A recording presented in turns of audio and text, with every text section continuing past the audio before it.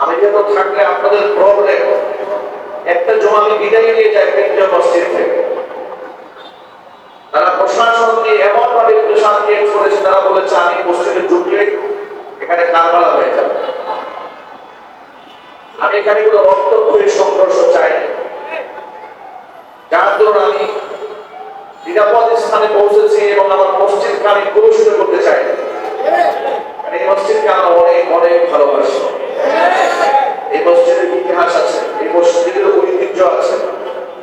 Footballer কেন্দ্রে যায় মসজিদ, সারা বিশ্বের মানুষ এক নামে চিনে। এখন মুসলিম, বাংলাদেশি, বাংলা ভাষী যারা আছে, ফুটবলার কেন্দ্রে যায় মসজিদ, অনলাইনে এত বেশি আলোচনা এই মসজিদের মিম্বার থেকে গোটা বিশ্বময় আলোচিত হয়েছে। অনেক মানুষ ফুটবলার কেন্দ্রে যায় মসজিদকে চিনে। আমরা চাই না এখানে কোনো রক্তক্ষয়ী সংঘর্ষ হোক।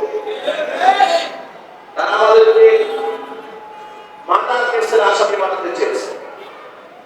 আমাকে হুমকি দেওয়া হয়েছে যদি আপনি এখান থেকে না যান তাহলে হত্যা মামলার আসামি বানানো হবে। আমি যে নিরয়ের বাসায় ভাড়া থাকতাম,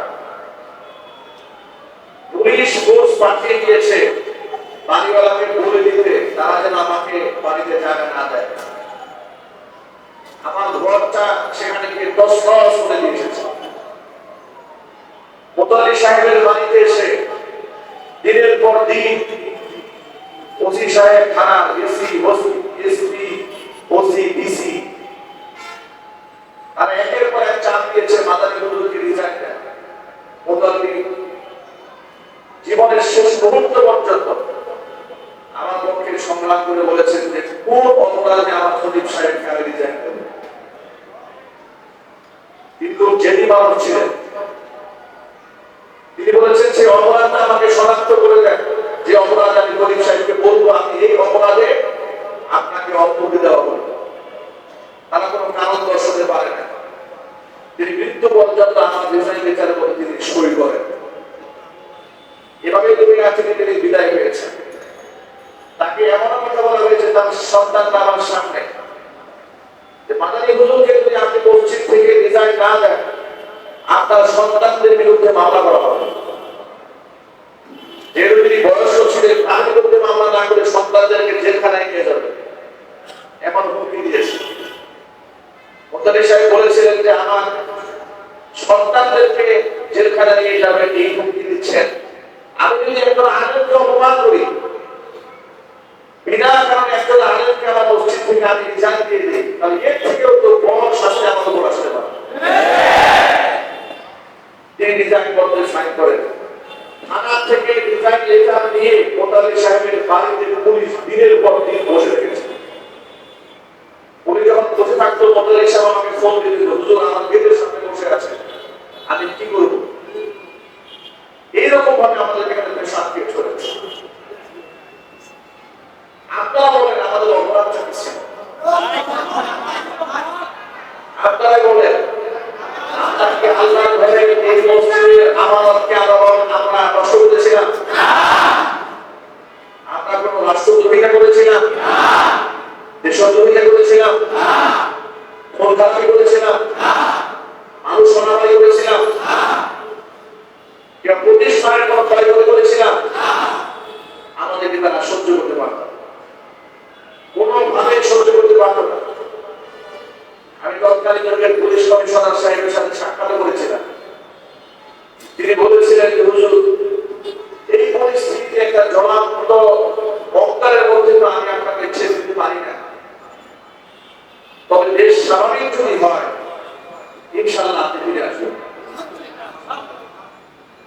আল্লাহর রহমতে আল্লাহ রাব্বুল আলামিন সেই জালেম স্বৈর শাসকের পতন ঘটিয়েছেন, দিন আল্লাহ পাক বদলে দিয়েছেন। এখান থেকে শিক্ষা গ্রহণ করা উচিত। আলেমদের সাথে গোটাগুটি করে, আলেমদের সাথে যুদ্ধ করে, আলেমদেরকে শত্রু বানিয়ে আর যাই হোক কিছুদিন হয়তো ক্ষমতায় থাকা যাবে, কিন্তু সম্মান নিয়ে দুনিয়া থেকে বিদায় হওয়া যাবে, এটা কনফার্ম। আলেমদের সাথে বেয়াদবি করে মসজিদের নিম্বারের আমানতকে নষ্ট করে দিয়ে আর যাই হোক না কেন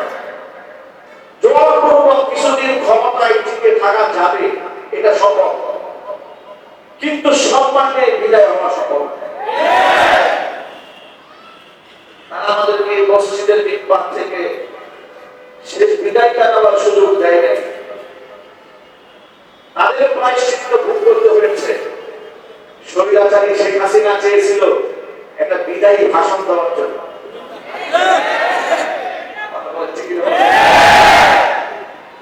এক ঘন্টা সময় চেয়েছিল যে আমি একটা বিদায়ী ভাষণ দেই।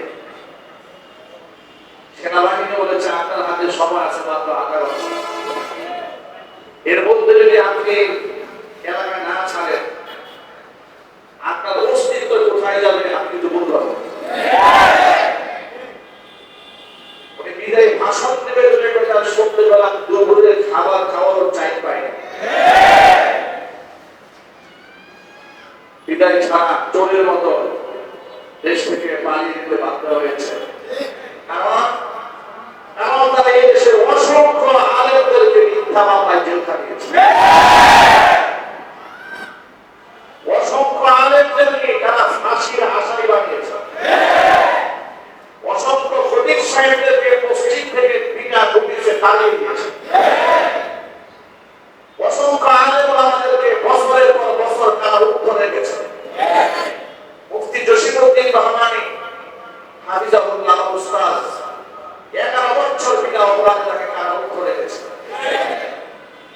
জুনায়েদ বাবরি রহমাতুল্লাহ আলাইহির মতো একটা রত্ন, ইরান টুকরা তুরুপি আলে বয়সকালে ইয়া হুইলচেয়ার ছাড়া চলতে চলতে পারে এমন ব্যক্তিকে রিমান্ডে নিয়ে উল্টা করা ঝুলিয়ে পায়ের মধ্যে রড দিয়ে পিটিয়েছে।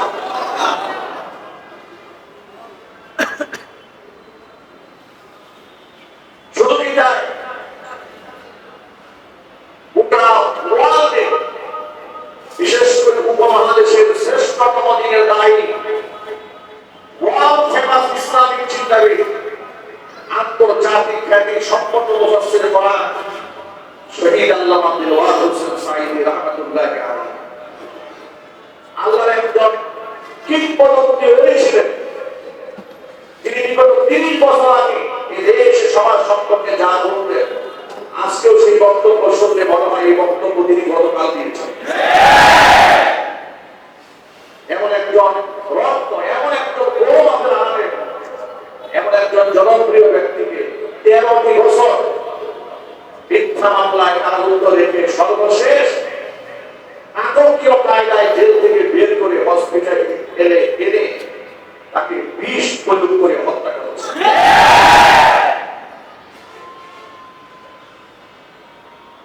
বছর খানেক আগে শহীদ আল্লামা আব্দুল ওয়াহাব হোসেন সাঈদী রাহমাতুল্লাহ আলাইহি যখন বিষ প্রয়োগে হত্যা করা হলো, তখন আমি ফেসবুক স্ট্যাটাসে লিখেছিলাম যে স্বৈরাচারীর পতন হত্যা সম্ভব খুব অনতি বিলম্বে এই জালেমের পতন করতে তাই হয়েছে।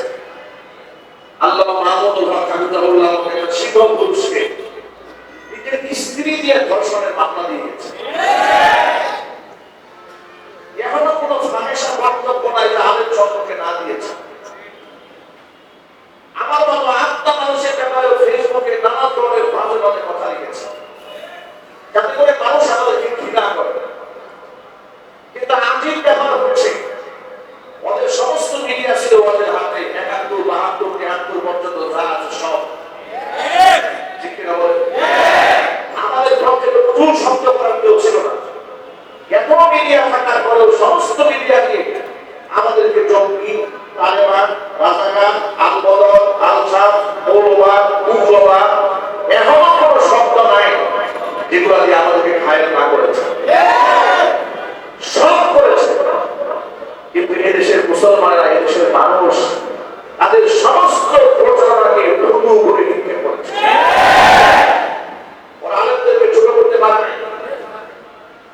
আলেমদেরকে যখন জেলখানায় উঠানো হয়, বিগত জীবনে হয়েছে, এই নিষ্ঠা থেকে লোকদের চোখ থেকে পানি ঝরেছে। সাধারণ মানুষ কেঁদেছে আলেমদের জন্য, একটু হাত স্পর্শ করে দোয়া নেওয়ার চেষ্টা করেছে। আর আলেমদেরকে অপমান করে রক্তপাত করে দিয়েছে, পাগলের ডালে উঠানো হচ্ছে,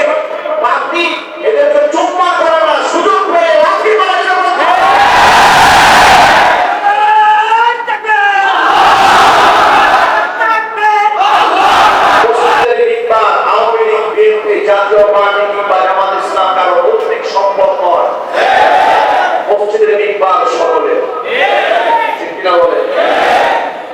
এই মসজিদের ইকবাল থেকে বিগত জীবনে জালেমদের বিরুদ্ধে যেভাবে আমরা গর্জে উঠেছি, ভবিষ্যতে আমরা সেভাবে গর্জে উঠবো ইনশাআল্লাহ।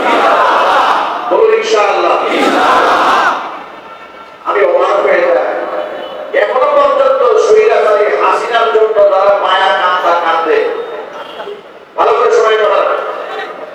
আচ্ছা, আপনাদের বক্তব্য বিনয়ের সঙ্গে প্রশ্ন করি, শেখ হাসিনা শত শত মানুষ খুন করেছে, এটা কি সত্য না মিথ্যা?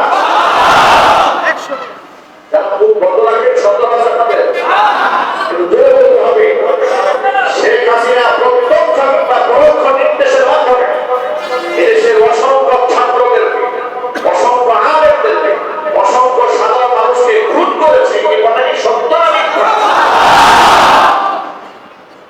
এতগুলো মানুষের খুন করার পরেও যে এই খুনের জন্য যে মানুষের দিল কাঁপবে, আল্লাহর কাছে হত্যা মসজিদ থেকে বলছি, এত বড় জালেমের জন্য তারা আত্মা কাঁদে, ওসেরাও এই নাতি পরীক্ষা ছাড়া।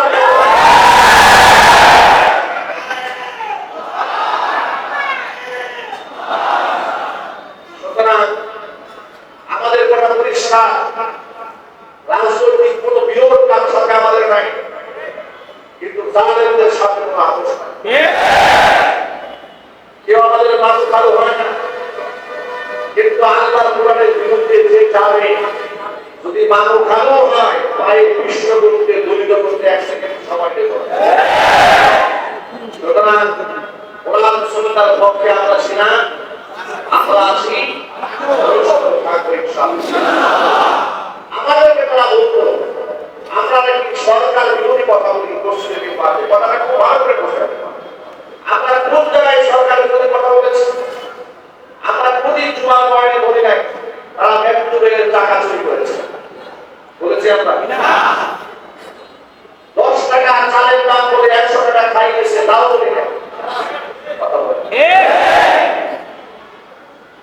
নিজের ছেলে মেয়ে ইহুদি খ্রিস্টানদের বিবাহ দিয়েছে, বিবাহ করিয়েছে, তাও শুনি না। রাষ্ট্রের হাজার হাজার কোটি টাকা বিদেশে নিয়ে গেছে, স্পেসিফিক তাও শুনি না। আমরা জানি বলে বলার লোক আছে বাংলাদেশে। আমরা কোথাও দেখছি, যখন দেখেছি কোরআন শরীফের আইনের মধ্যে আছে যে নারীরা পুরুষের বিরাট সম্পদ বন্টনের নীতিমালা কোরআনে লেখা আছে। এটা পৃথিবীর কেউ মুছে দিতে পারবে না। ইউসিকুল্লাহু ফি আওলাদিকুম বিন-নাকারি মিসলু হাযিল উনসায়াইন। সূরা নিসার 11 নম্বর আয়াতে আল্লাহ বলেছেন যে আল্লাহ পাকের নির্দেশ হচ্ছে বিরাট বন্টনের ক্ষেত্রে বিন-নাকারি মিসলু হাযিল উনসায়াইন, দুই যা পাবে সমপরিমাণ একটা ছেলে পাবে। এই বিধানটা আল্লাহ পাকের, বিধানটা কার? আল্লাহ। নারী মন্ত্রণালয়ের নীতিমালার নামে তারা নারী পুরুষ সব সমান পানি দেওয়ার জন্য চক্রান্ত করলো এবং বললো বিরাট সম্পত্তির মধ্যে ছেলে যা পাবে মেয়েও তাই পাবে। যখন দেখলাম যে কোরআনের বিরুদ্ধে আইন চলে যাচ্ছে, আমরা প্রতিবাদ জানিয়েছি। যখন আমরা দেখেছি যে শিরকের সাথে মুসলমানদের কোনো সম্পর্ক নেই, সেই শিরকের প্রতি ধারিতকারী, শিরকের উপাদান এবং শিরকের উপকরণ যা যা আছে সব কিছু যখন বাংলাদেশ স্টাবলিশ করার জন্য রাস্তায় রাস্তায় মুক্তি বানানো হচ্ছে, ইসলামের মেসেজ পৌঁছে দেওয়ার জন্য মুক্তি এবং ভাস্কর্যের বিরোধিতা করছে। কথা বলছে কিনা? বলছে আরো আমাদেরকে বিনা অপরাধে কারাগারে নিয়েছে, পরিবার জানিয়েছে। মামুনুল হককে নারায়ণগঞ্জের বিশুকে সস্ত্রী অপমান করেছে, লাইভ করে পরিবার জানিয়েছে। মুখ্যাত সন্ত্রাসী রক্তক্ষেপু নরেন্দ্র মোদী ভারতের গুজরাটের ভাষায় বাবরি মসজিদ ভেঙে দিয়ে মন্দির নির্মাণকারী,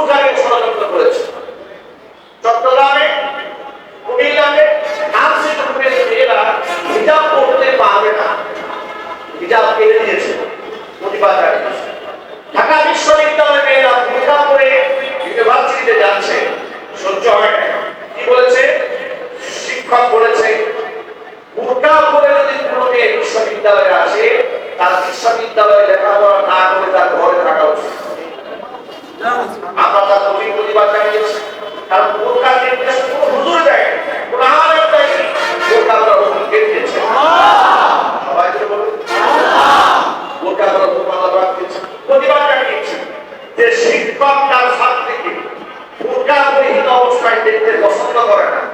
মুখ খোলা অবস্থায় তার উচ্চ উপর ভোগ করা লালসা যেন অন্তরের মধ্যে পয়দা হয়েছে। আল্লাহ কাসাম করে বলছি, সে শিক্ষক হওয়ার যোগ্য নয়, সে দেশ চালায় দারোয়ান হবে।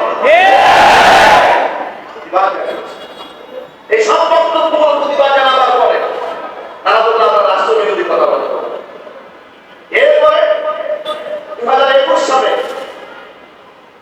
মাদক নিয়ন্ত্রণ আইন বাস্তবায়ন, সেখানে কি করা হবে, 21 বছর বয়সে যদি বিদেশে আইন আছে, কোন একটা ছেলে কিংবা মেয়ের বয়স যদি 21 হয়, সে যদি মদ খাওয়ার লাইসেন্স চায়, তাহলে সরকার তাকে মদ খাওয়ার লাইসেন্স দিতে পারবে। আর কোন এলাকায় যদি 100 লাইসেন্সধারী মদ থাকে,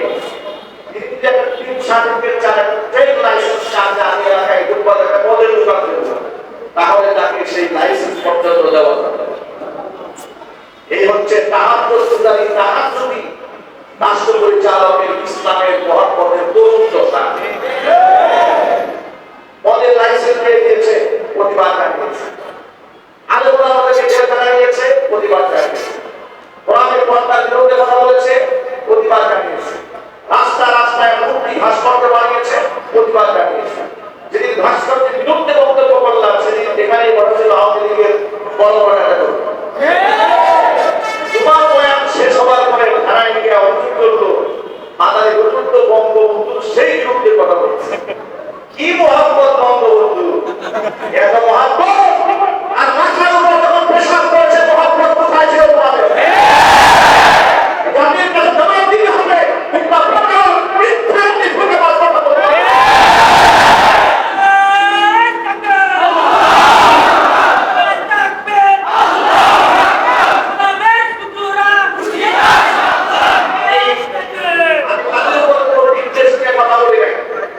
কথা বলেছিলাম কোরআন শরীফের আয়াত থেকে, আল্লাহ পাক 4টা জিনিসকে নামাজ বলছে। কয়টা জিনিস?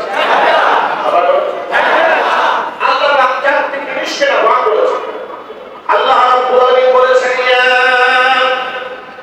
আইয়ুহাল্লাযীনা আমানু ইন্নামাল খামরু ওয়াল মাইসিরু ওয়াল আনসাবু ওয়াল আজসাম রিজসুম মিন আমালিশ শাইতান ফাজতানিবুহু লাআল্লাকুম তুফলিহুন। আল্লাহ পাক বলেন, ওই ইমানদারেরা, ইন্নামাল খামরু ওয়াল মাইসিরু ওয়াল আনসাবু ওয়াল আজলাম, 4টি জিনিস হচ্ছে শয়তানের নাপাক কর্মকাণ্ড। কয় জিনিস? সবাই 4টা বলছেন। কয় জিনিস? আমি বলেছি। কে বলেছে? কে বলেছে? আমি বলিনি। আল্লাহ রাব্বুল আলামিন বলেছেন 4টি জিনিস হচ্ছে শয়তানের নাপাক কর্মকাণ্ড। ইন্নামাল খামরু, এক নাম্বার হচ্ছে মদ, ওয়াল মাইসির, দুই নাম্বার হচ্ছে জুয়া, তিন নাম্বার হচ্ছে ওয়াল আনসাব, 4 নাম্বার হচ্ছে ওয়াল আজলাম, ভাগ্য নির্ধারণকারী। সব হচ্ছে রিজসুম মিন আমালিশ শাইতান, সব হচ্ছে শয়তানের নাপাক কর্মকাণ্ড। ফাজতানিবুহু, এগুলো তোমরা পরিহার করো, লাআল্লাকুম তুফলিহুন, তাহলে তোমরা সফলতা হতে পারবে। আমার ভাইরা, তাহলে মুক্তি নাপাক এটা কি আলেমরা বলেছেন, আল্লাহ বলেছেন? তাহলে রাস্তায় রাস্তায় ভাস্কর্যের নামে মূর্তি যখন বানানো হয়েছিল, কোরআন শরীফের কি আয়াত দিয়ে বলেছিলেন একজন বৃদ্ধ ব্যক্তির জন্য দোয়া করেন, ফায়দা হবে, মসজিদ বানানো ফায়দা হবে, এতিমখানা বানানো ফায়দা হবে, কোরআন তেলাওয়াত করে ইসালে সালের ব্যবস্থা করতে ফায়দা হবে। কিন্তু স্মরণীয় রাখার জন্য রাস্তায় রাস্তায় মূর্তি বানাবেন না, এটা মুসলমানদের কাজ নয়। আল্লাহ নবী দূর জাহানের বাদশা ইমামুল মুরসালিন রাহমাতুল লিল আলামিন খাতামুল আম্বিয়া নবীনা মুহাম্মদুর রাসূলুল্লাহ সাল্লাল্লাহু আলাইহি ওয়াসাল্লাম বলেছেন, ইন্নামা আনা বুইতু বিকসরিল আসনাম। পৃথিবীতে মূর্তি রাখার জন্য আমাকে পাঠাননি, পৃথিবীর মধ্যে মূর্তিগুলাকে ভেঙে দিয়া আল্লাহ একাত্মবাদ প্রতিষ্ঠার জন্য আল্লাহ পাক জমিনের মধ্যে আমাকে প্রেরণ করেছে। আল্লাহু আকবার। আল্লাহ বলেন, ইব্রাহিম আলাইহিস সালাতু ওয়াস সালাম আমাদের কি হন? আমরা বলেন না কি হন? তিনি আমাদের কি পিতা?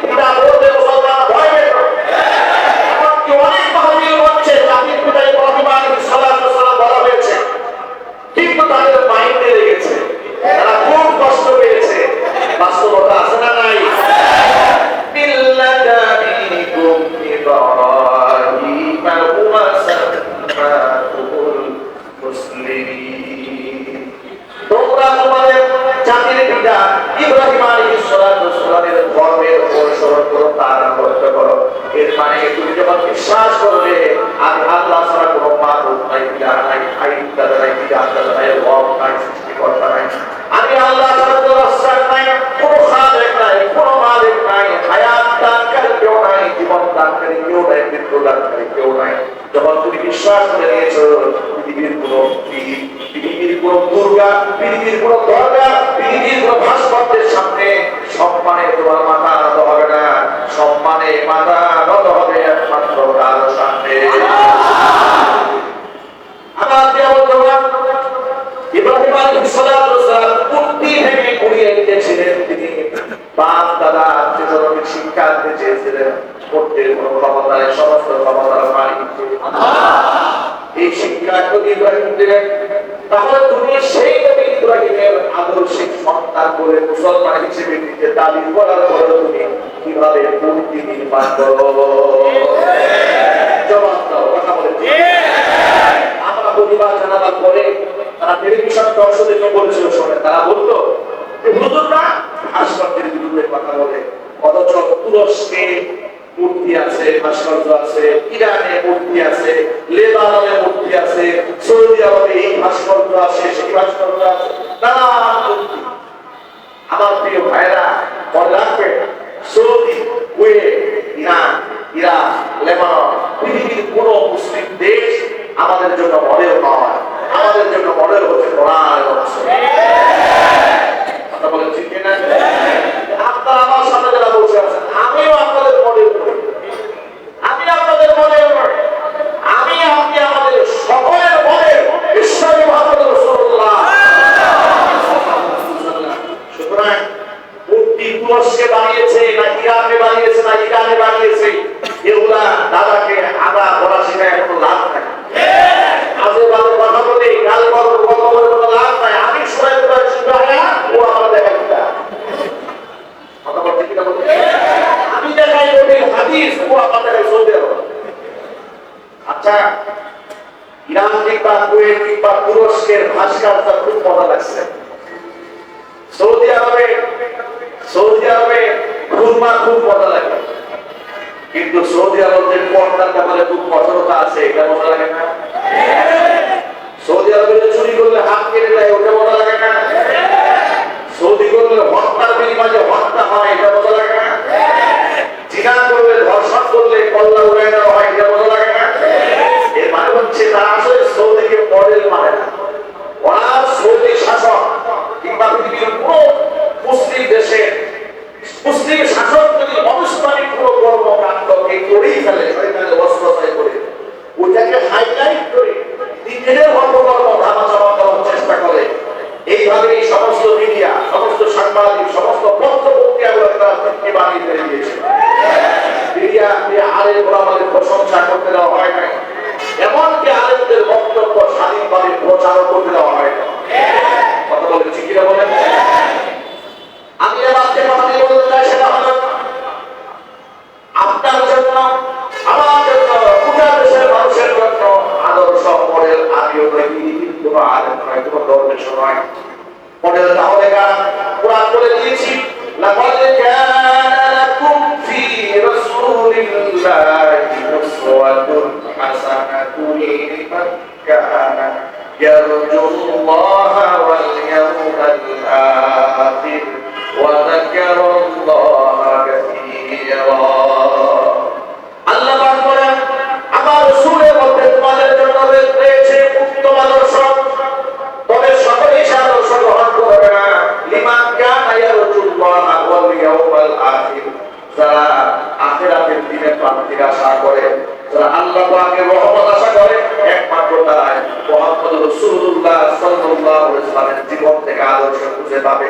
আমি আমার সকল ভাইদেরকে বলি, সুতরাং ইরান, কুয়েত কিংবা লেবানন কিংবা Dubai, France, Britain, Canada, Germany মুসলমানদের জন্য আদর্শ নয়, মুসলমানদের জন্য আদর্শের তোমার হচ্ছে কোরআন এবং আল্লাহ নবী সাল্লাল্লাহু আলাইহি ওয়াসাল্লামের রেখে দেওয়া আদর্শ।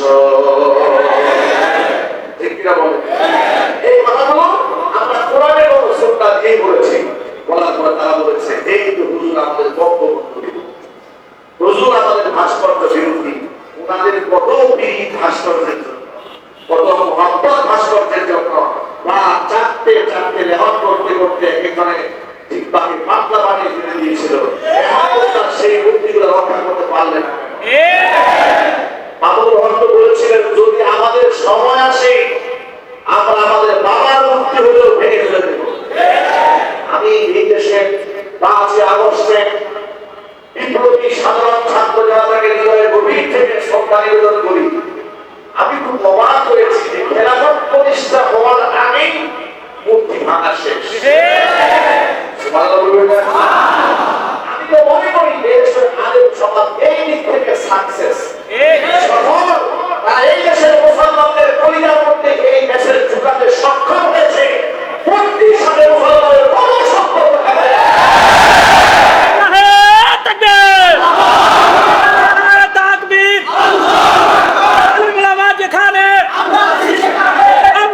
সেখানে সাহেব এগিয়ে চলো।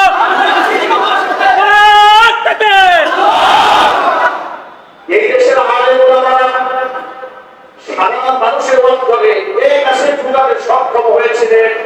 মুক্তির সাথে মুসলমানদের কোনো সম্পর্ক নাই। এখন আমি আপনাদের কাছে বিনয়ের সাথে জানতে চাই, আপনারাই বলেন মুক্তির সাথে মুসলমানের কোনো সম্পর্ক আছে? এরা তাগুতের পরিণত হয়েছে। তাগুত কাকে বলা হয় শুনেন? নিজে শরীয়ত বিরোধী কাজ করে অন্যকে শরীয়ত বিরোধী কাজ করতে বাধ্য করে। এটাকে কি বলা হয়? এটাকে তাগুত বলা হয়। তাগুত, এটা কি বলা হয়? তাগুত।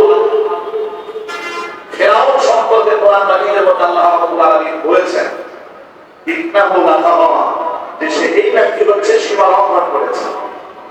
কিভাবে ইসলাম বিরোধী কর্মকাণ্ড করতে বাধ্য করে? ছোট্ট একটা এক্সাম্পল। বাংলাদেশের সমস্ত স্কুল, কলেজ, বিশ্ববিদ্যালয় থেকে শুরু করে আলিয়া মাদ্রাসা পর্যন্ত প্রত্যেক অফিসে, সরকারি অফিসে মাথার উপরে ছবি টাঙায় রাখা বাধ্যতামূলক করা হয়েছে। এই কথা কি সত্য না মিথ্যা? আপনার এক বাক্যে আপনার মুসলমান দ্বারা, এটা জানেন আপনার ভালো করে শোনেন, মুসলমানদের ছবি টাঙায় রাখা, প্রয়োজনের ছবি তোলা আর হচ্ছে ছবি টাঙায়া ফিট করে ঝুলায় রাখা এক জিনিস। ছবিকে সম্মান করা হালাল না হারাম? জিজ্ঞাসা করেন। প্রথমত বিনা কারণে ছবি তোলা হারাম, দ্বিতীয়ত ছবি ঝুলানো হারাম, তৃতীয়ত ছবিকে সম্মান করা হারাম, আর 4 নম্বর হচ্ছে এটাকে আবার বাধ্য করা, এটা হচ্ছে 5ম নম্বর হারাম। এর মানে হচ্ছে ডাবলের উপর ডাবল। এরা হচ্ছে একটা ফার্স্ট ক্লাস মানে কুফরি এ রাষ্ট্রে জবরদস্তি করে চালিয়ে দিচ্ছে। আলেমরা মুখ খুলতে পারে না। জন্মদিবস, মৃত্যুদিবস, শোক দিবসের নামে কি নাটকটা করেছে মাসের শুরু থেকে শেষ পর্যন্ত, যেখানে কোরআন বলে দিয়েছে আপনার যদি বাবাও বলে, আপনার যদি ছেলেও বলে, আপনার যদি ভাইও বলে, আপনি শোক পালন করবেন 40 দিন সর্বোচ্চ। আপনার স্ত্রী, আপনি স্বামী মারা গেছেন, 4 মাস পর্যন্ত সে শোক পালন করবে। এরপরে শোকের পালন করার কোন সিস্টেম ইসলামে নাই। আর এরা শোকের মাস বানায় আছে। কথা বলে দেখেন, শোকের মাস কি শোক পাবে? ট্যাক্টরের জন্য কাঁদবে, অত্যাধিক সীমা থাকা দরকার। ট্যাক্টরের জন্য কাঁদবে, চোখের পানি মুছে, কিন্তু শত শত পায়ের মুখ খালি হয়েছে, একদম কান্না আসে না।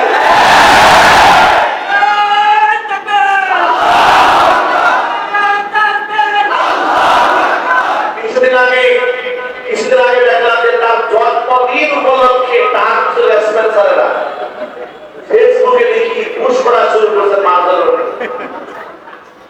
আমি তোমাদেরকে বার্তা দিই, যারা জন্মদিবস পালন করো ভালো করে শুনে রেখো, তোমাদের প্রতি আমাদের রাগ গুসা নাই, কিন্তু কথা বোঝার চেষ্টা করো। তোমরা শিশু, তোমরা বাচ্চা, তোমরা হাসিনাকে ছিল না, তোমরা শেখ হাসিনাকে ছিল না, বিদায় এখন পর্যন্ত তাদের শুভেচ্ছা জ্ঞাপন করো। তোমরা শিশু, বাচ্চা, দুধের বাচ্চা।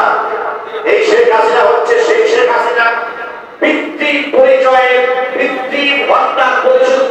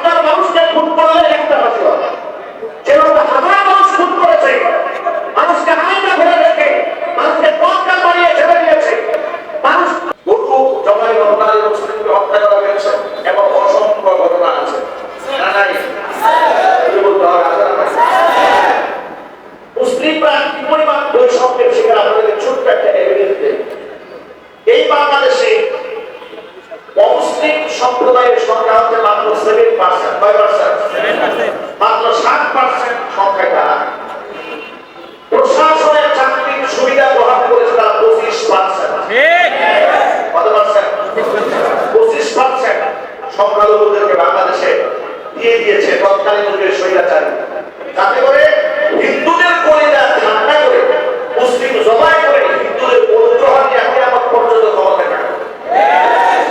কিন্তু সাত বড় হয় না, কথা বলতে হবে ঠিক কিনা? রক্ষা করে আমাদের পার্শ্ববর্তীদের ভালো মুসলিমদের সংখ্যা এখানে 25%। 25% মুসলিম জনসংখ্যায় সেখানে -1% প্রশাসনে মুসলিমরা চাকরি পাবে। এর মানে মুসলিমরা প্রশাসনে অ্যাপ্লাই করার কোনো সুযোগ নাই। চিন্তা করে জাতি ধর্ম বৈষম্য কারা সৃষ্টি করে, আর এরা আমাদেরকে ওদের নাতিদেরকে টেলিভিশনে বসিয়ে আমাদেরকে বৈষম্যের সবক শেখায়। আমাদেরকে ওরা ধর্ম বর্ণ নির্বিশেষে এক হয়ে থাকার সবক শোনায়। ওদের নাতিরা যারা প্রতিনিয়ত মুসলমানদেরকে নির্যাতন করে, কষ্ট দেয়, বৈষম্যের শিকার করে দেয়। দুপুর সমান আল্লাহ নবী সাল্লাল্লাহু আলাইহি ওয়াসাল্লামের সাথে বিয়াদব করেছিল। এটা ওয়ার্ল্ডের মুসলিম, বিশ্ব মুসলিম বুঝে উঠেছে। মাত্র গত সপ্তাহে আপনারা দেখেছেন সেখানকার এক ভারতের ধর্মগুরু রামগিরি মহারাজ একটা ধর্মগুরু হয়ে মুহাম্মদ সাল্লাল্লাহু আলাইহি ওয়াসাল্লাম সম্পর্কে যে শব্দ উচ্চারণ করেছে মুখে, এটা আমি এই পবিত্র আল্লাহর ঘরে মুখ থেকে উচ্চারণ করাও আমাদের সম্ভব নয়। আমাদের নবী সম্পর্কে এত বাজে কথা সে বলেছে। আমার বুঝে আসে না, একটা অশিক্ষিত মূর্খ মানুষ এই মন্তব্য করতে পারে, আঘাত লাগবে। একটা ধর্মগুরু এত মোটামুটি লেখাপড়া কথা ঠিক কিনা বলে শিক্ষিত মানুষ একটা ধর্মগুরু কিভাবে মুহাম্মদ সাল্লাল্লাহু আলাইহি ওয়াসাল্লাম সম্পর্কে বাজে মন্তব্য করেছে। এমন পৃথিবীর জনৈক সাংসদ আবার সেটাকে সমর্থন করে একের পর এক ফেসবুকে পোস্ট করেছে।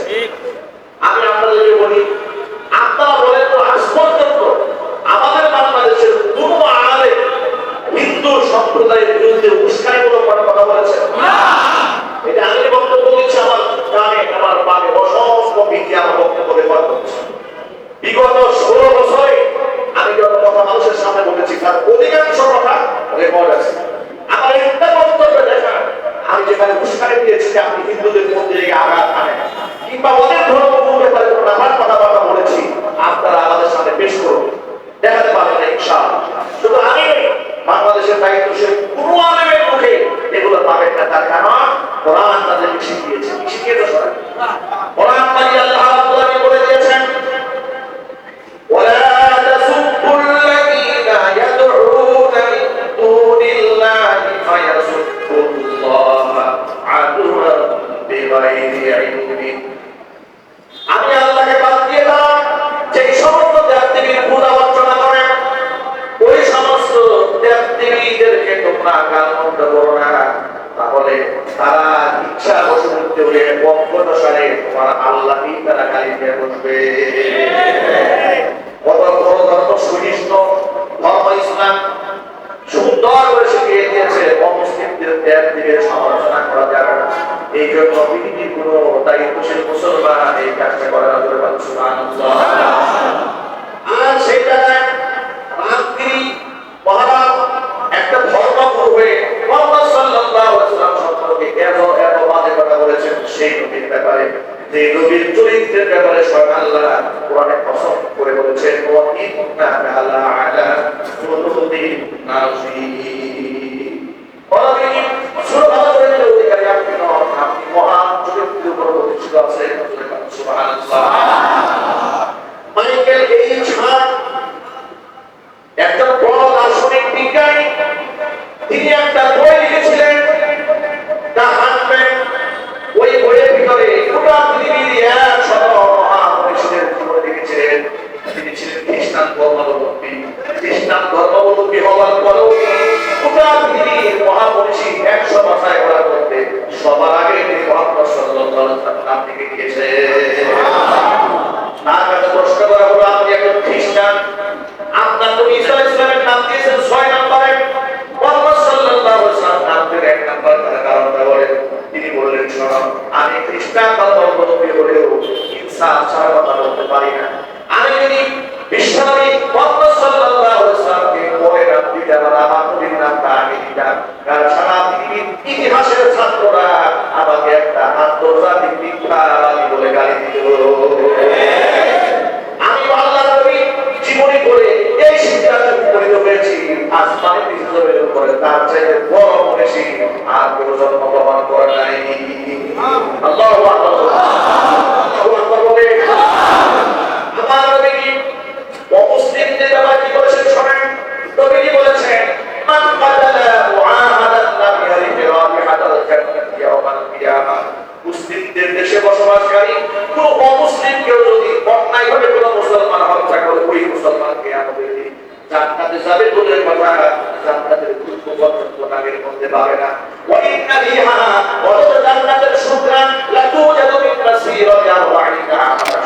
রসুলের গ্রন্থ থেকে পাওয়া যায়।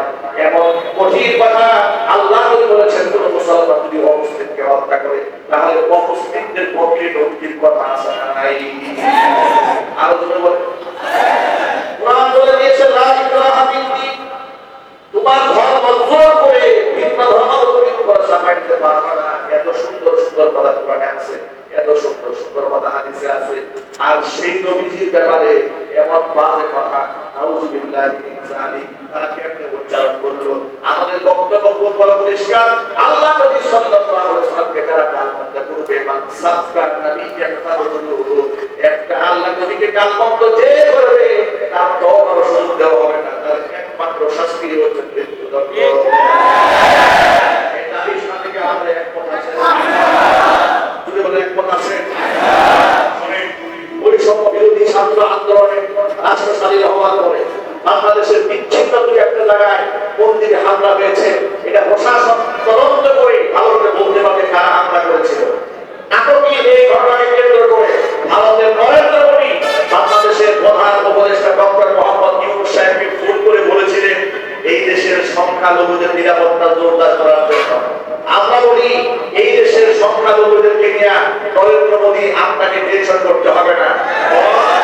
বাংলাদেশে অমুসলিম হিন্দুরা মুসলমানদের কাছে ঠিক সেভাবে নিরাপদ থাকে, ডিমের মধ্যে কুসুম যেমন নিরাপদ থাকে। আপনি আপনার দেশ নিয়ে ভাবেন, আপনার দেশ নিয়ে চিন্তা করেন। প্রধান উপদেষ্টাকে বলবো তিনি যেন আপনাকে মোটামুটি ফোন দিয়ে একটা অভিযোগ দায়ের করেছিলেন যে আপনি যেন এই দেশের সংখ্যালঘুদের নিরাপত্তা দেন। মাননীয় প্রধান উপদেষ্টা ডক্টর মোহাম্মদ ইউনূস সাহেবকে বলছি, এদেশের মুসলমানদের বিরাট আশা প্রত্যাশা আপনার উপরে আছে। এদেশের মাসলুম জনগোষ্ঠীর বিরাট প্রত্যাশার জায়গায় আপনি বসেছেন। আপনি শিক্ষিত, আপনি নম্র, আপনি ভদ্র, এত সুন্দর ভাষায় কথা বলেছেন জাতিসংঘে, গোটা দেশের মুসলমানদের, গোটা দেশের জনগণের হৃদয় খুশি হয়ে গেছে। আপনি ইসরায়েলের বিরুদ্ধে, ফিলিস্তিনের পক্ষে কথা বলেছেন, আমাদের কলিজা ঠান্ডা হয়ে গেছে। ফিলিস্তিনের মাসলুম জনগোষ্ঠীর পক্ষে এত সুন্দর কথা এর আগে কেউ বলে নাই যে ডক্টর মোহাম্মদ ইউনূস। সুতরাং আপনি মাসলুমদের পক্ষে কথা বলতে জানেন। ভারতেও আমার মুসলিম ভাইরা মাসলুম, ভারতের নরেন্দ্র মোদী যে আপনাকে ফোন দিতে পারে সংখ্যালঘু নিরাপত্তা করবে, আপনি ওটাকে ফোন দিয়ে বলতে পারেন মুহাম্মদ সাল্লাল্লাহু আলাইহি ওয়াসাল্লামকে নিয়ে কটূক্তিকারী সেই মূর্তিকে মূর্তি পরিষদ থেকে রাখি করে দাঁড়াতে হবে, সংসদের দায়িত্ব দেওয়া করে দিতে হবে, রামগিরি মহারাজকে ফাঁসির কাস্টে ঝুলিয়ে হবে।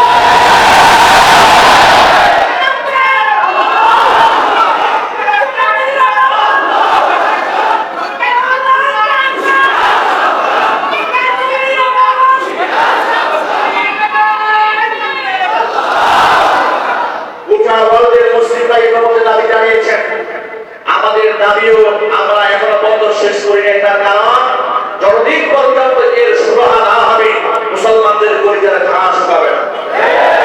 আল্লাহ নবীর ফরমান, এদেশের মুসলমানরা ওরা দিদি মুসলমান সহ্য করবে না, বিচার হতে হবে। বিচার হওয়ার পর্যন্ত মাসটু দিল্লি জামাত সেই দেশের মুসলমানরা করেছে, আমরা মাসটু ভারত থেকে করতে বাধ্য হবো। এই সমস্ত সন্ত্রাসী গুন্ডাদের বিচার না করা হয়।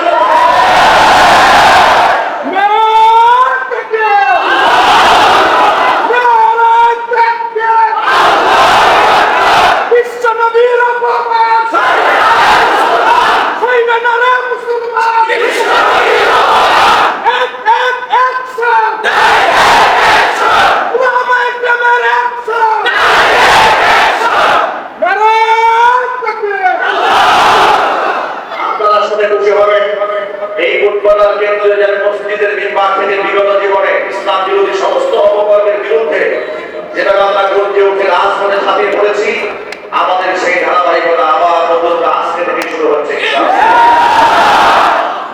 শুরু হবে কিনা ইনশাআল্লাহ? গাছা উলামা ঐক্য পরিষদ এর ব্যাপারে গাছার সমস্ত আলেম আমাদের পরামর্শ হয়েছে, আজকে জুমার নামাজের পরে তারা ওই সন্ত্রাসী, ওই বেয়াদব যেটা বিজ্ঞানী সাল্লাল্লাহু আলাইহি ওয়াসাল্লামের উপর কটূক্তি বলেছে, এবং ওই সাংসদ, এই সাংসদ তার সমর্থন করে যুদ্ধকে ফেরাত দিয়েছে, তার বিচার দাবিতে এখন জুমার নামাজের পরে ইনশাআল্লাহ আমাদের ফুটবলার সেন্ট্রাল মসজিদের প্রাঙ্গণ থেকে সংখ্যা